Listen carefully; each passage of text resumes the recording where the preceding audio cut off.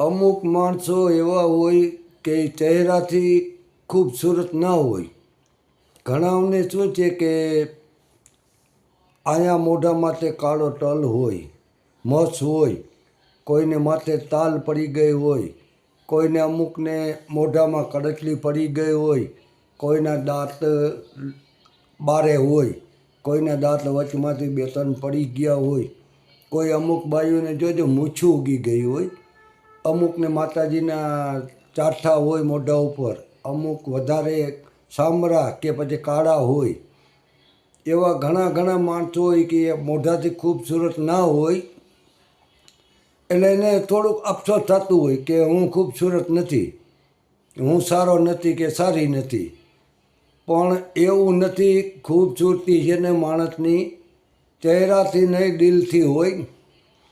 પછી ભલે કદાચ ને આપણે કંઈક ભાઈ ઇન્દ્રની અપસરા જેવી હોય બાઈ, કાચની પૂતળી કહીએ આપણે, એવી બાઈ હોય, પણ એમાં શું છે કે એને એટલું બધું અભિમાન ગરુર હોય અને કૂતરા જેવો સ્વભાવ હોય, વાતની વાતમાં ડાચકા વાચકા ભરતી હોય, એવાઓની ઇજ્જત ના થાય.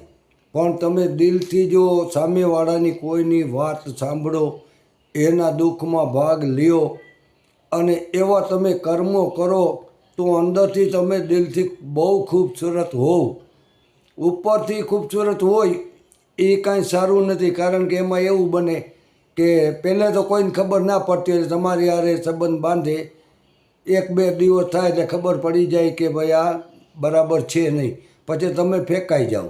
પછી તમને ના તો કોઈ લગ્ન પ્રસંગમાં કોઈ જગ્યાએ તમને સારું આમંત્રણ આપે કે ના સારું તમને માન આપે, પણ તમે અંદરથી ખૂબસૂરત હો, ભલે ચહેરો ખરાબ હોય પણ તમને માન